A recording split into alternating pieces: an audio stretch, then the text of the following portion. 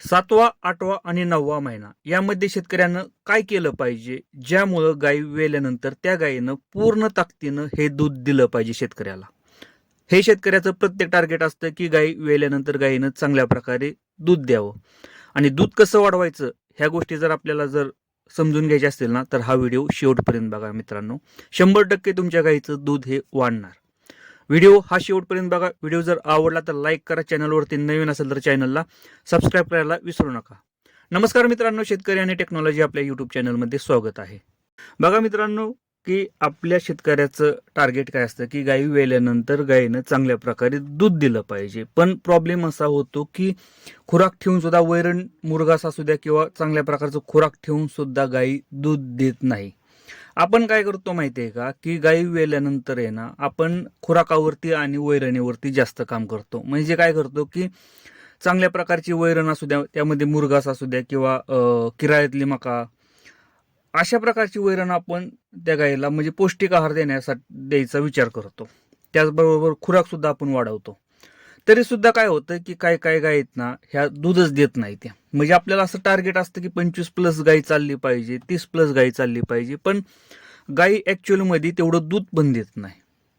कारण प्रॉब्लेम हा समजतच नाही. मी या आधी सुद्धा व्हिडिओ बनवला होता की डायग्नोसिस, की एखाद्या गोष्टीचं कारण हे आपल्याला शोधता आलं पाहिजे. नक्की प्रॉब्लेम काय? जोपर्यंत तुम्ही प्रॉब्लेम शोधत नाही ना मित्रांनो, बघत नाही ना त्या गायीमध्ये नक्की प्रॉब्लेम काय, तोपर्यंत ती गायी दुधाला उतरणार नाही. आपलं कसं होतं की प्रॉब्लेम झाला एक आणि त्याच्यावरती आपण क्रिया करतो एक.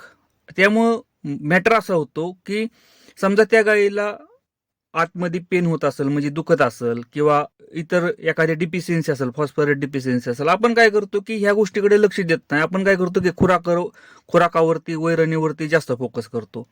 मित्रांनो, एक गोष्ट लक्षात असू द्या की एक लिमिटमध्येच खुराक आणि लिमिटमध्येच वैरणीवरती चांगल्या प्रकारे दूध गायी देतात. ह्या गोष्टी आपल्याला समजल्या पाहिजेत. असं नाही की तुम्ही भरपूर प्रमाणात वैरण टाकली, त्या गायीनं भरपूर प्रमाणात खाल्ली म्हणजे चांगल्या प्रकारे दूध दिलं, असं नाही मित्रांनो.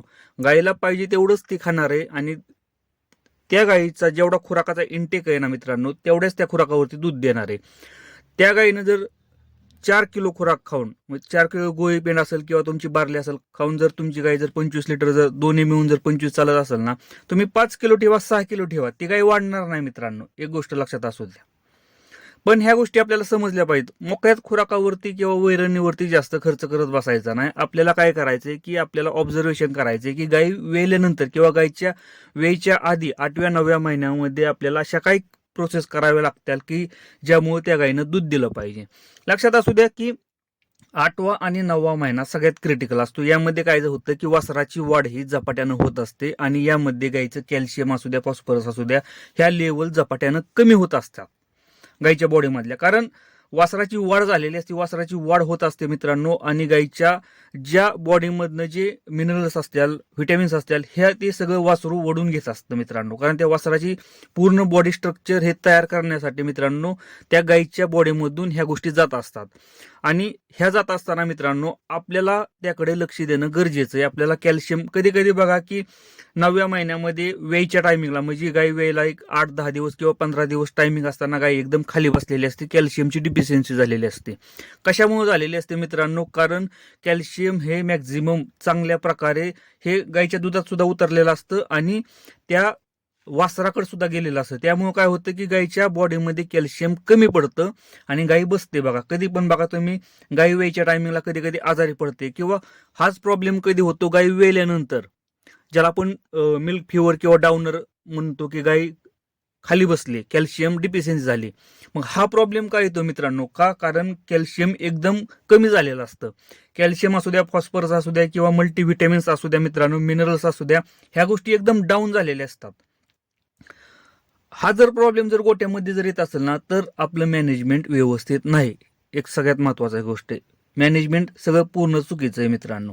8व्या महिन्यापासून 8वा 9वा किंवा 7वा 8वा 9वा महिन्यात मित्रांनो गायीला चांगल्या प्रकारचं प्रोटीन, कारण प्रोटीन हे महत्वाचं आहे मित्रांनो. कारण वासराची वाढ होत असताना ना मित्रांनो प्रोटीनची आवश्यकता असते आणि त्याचबरोबर गायीला सुद्धा प्रोटीनची गरज असते. प्रोटीन प्लस एनर्जीचं फीड आपल्याला बनवता आलं पाहिजे. मिक्स बॅलन्स डाएट आपल्याला बनवता आला पाहिजे. प्रोटीन प्लस आपल्याला काय बनवायचंय की एनर्जी, त्या गायीला कार्बोहायड्रेट्स पण चांगल्या प्रकारे गेलं पाहिजेत. त्याचबरोबर मित्रांनो, मी सांगितलं की कॅल्शियम कमी पडतं, त्या टायमिंगला आपल्याला कॅल्शियमची डिफिशियन्सी होऊ नये म्हणून आपल्याला लिक्विड कॅल्शियम असू द्या, ह्या गोष्टी आपल्याला त्या गायीच्या खुराकामधून द्यायच्यात. फॉस्फरसची डिफिशियन्सी असेल तर फॉस्फरस आपल्याला द्यायचं आहे मित्रांनो. कॅल्शियम फॉस्फरस असू द्या. जर मल्टीव्हिटॅमिनची डिफिशियन्सी वाटत असेल आणि ह्या गोष्टी मित्रांनो जर इंजेक्शनात प्रकारे द्यायचं असेल, फॉस्फरस द्यायचं असेल किंवा व्हिटॅमिनची द्यायची असेल तर आपल्याला डॉक्टरांकडून द्यायच्यात. घरच्या घरी हा प्रयोग करायचा नाही, कारण गाय प्रेग्नेंट असते. अशा टायमिंगला जर चुकून ते इंजेक्शन इंट्रामस्क्युलर द्यायचं असतं, इंट्राव्हिनस चुकून तुमच्याकडून जर लागलं गेलं तर गाय दगावण्याची शक्यता असते. त्यामुळे ह्या गोष्टी आपल्याला डॉक्टरांच्या सल्ल्यानं किंवा डॉक्टरांकडून आपल्याला करून घ्यायच्यात. हे फक्त आपण माहिती देतोय की मल्टीव्हिटॅमिन्स असू द्या किंवा मिनरल्स असू द्या, याची कमतरता भरून काढण्यासाठी आपल्याला ट्रीटमेंट ह्या 7व्या, 8व्या आणि 9व्या महिन्यामध्ये त्या गायीवरती करायच्या, जेणेकरून गायी वेल्यानंतर ह्या गोष्टी कमी पडल्या नाहीत पाहिजेत. कारण ह्या गोष्टी जर कमी पडल्या तर 100% गाय दुधाला कमी येणार आहे, गाय आजारी पडणार आहे, गायचा जहार पडणार नाही, गाय डाऊनर होणार आहे, म्हणजे मिल्क फिवरमध्ये गाय जाणार आहे, किटोसिसमध्ये जाणार आहे मित्रांनो. आणि गाय जर आजारी पडली तर गाय दुधाला कशी उतरल?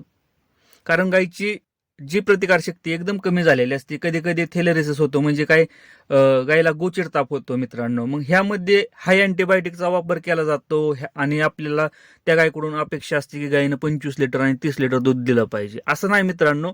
गायीला 7व्या महिन्यापासून 7वा, 8वा, 9वा महिना हा महत्वाचा आहे. यामध्ये जर आपण चांगल्या प्रकारे त्या गायीवरती काम केलं तर गायी वेल्यानंतर गाय आजारी पडणार नाहीत, झार व्यवस्थित पडेल, त्यामुळं गायच्या गर्भाशयामध्ये इन्फेक्शन होणार नाही आणि चांगल्या प्रकारे गायीचं कमी खुराकामध्ये, कमी वैरण म्हणजे मित्रांनो असं नाही की एकदम कमी द्यायची, म्हणजे जेवढी त्या गायीला लागते तेवढ्या वैरणीमध्ये गायी चांगल्या प्रकारे दूध देतात गोठ्यामध्ये. फक्त आपल्याला गोठ्यावरती लक्ष देता आलं पाहिजे. मित्रांनो, व्हिडिओ जर आवडला असेल तर लाईक करा, चॅनलवरती नवीन असेल तर चॅनलला सबस्क्राईब करायला विसरू नका.